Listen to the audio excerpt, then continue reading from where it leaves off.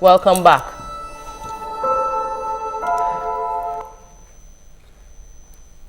Like we were discussing, the case of the Sudanese woman, we're impressed that she's been released, and we're happy that whatever the case is, the US was able to put international pressure, the UN and everybody's talk has been able to get her out.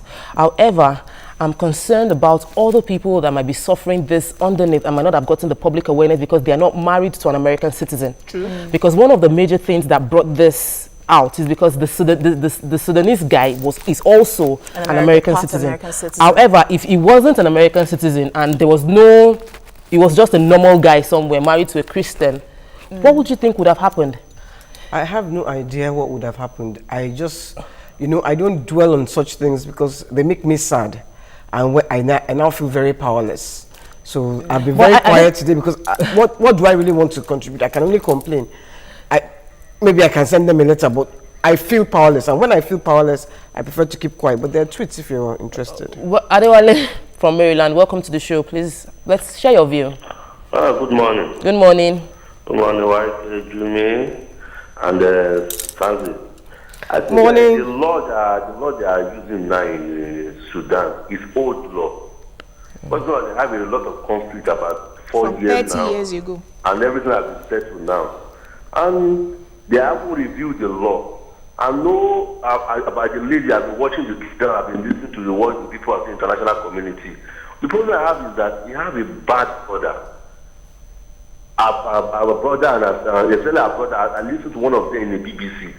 As the way they are talking is not good at all. They want the lady to be executed. And that's the problem I have. I don't know the kind of relationship between them. But now, the international community have come in, accepted the matter, and wanted to travel out to the state. But if it doesn't go out, if it doesn't move out of that state, those families, they will kill that girl. Yes, so I know that because I don't know what's wrong with them, the way they are talking and everything. I don't even understand them. Maybe something's wrong with their psychology about the Islam. Islam does not teach violence. It's peace. But what they are doing now, I don't really understand it.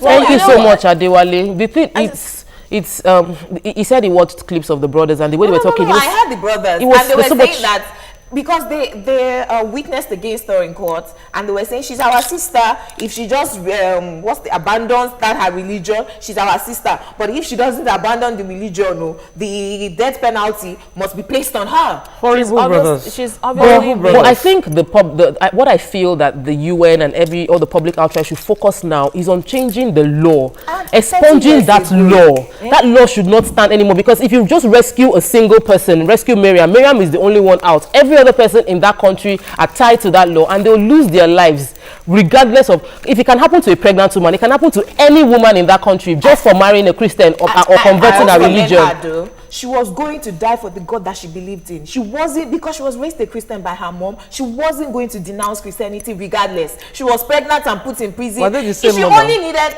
no, they're not the same mom. That's where the problem comes from. She only needed to just say, you know what, okay, I denounce Christianity. She refused. Well, we have Maureen. Okay. Maureen, welcome to the show. Good morning.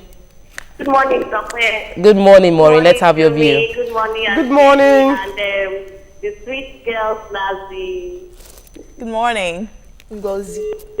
Oh, Maureen. Stop her from calling me Ngozi. But anyway, Ngozi is a beautiful name. What is wrong with it? Not my name. Let's take some tweets. Let's just take I just have to make one point. I want to use this opportunity to thank every single person who prayed for the release of Miriam. It's a great news that she has been released. However, we continue praying for an even bigger good news of the release of over 200 girls that have been abducted. Because recently I read reports that the Boko Haram camp, that leaving their camp because of unknown snakes coming in. It was all over the news yesterday. Okay. So I just have to ask us to keep praying. Okay, so we take 2 tweets and we round off the segment. Joshua Okpara says Sharia law is turning back the clock on hard-won rights for women in the West.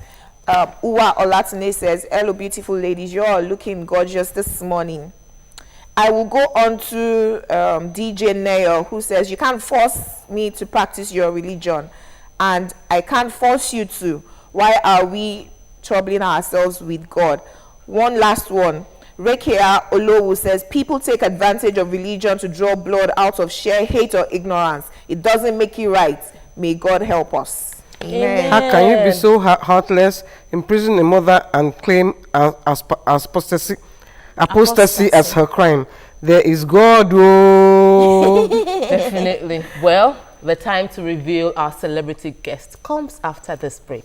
Don't go anywhere. Please stay with us. You'll be excited and you'll be happy.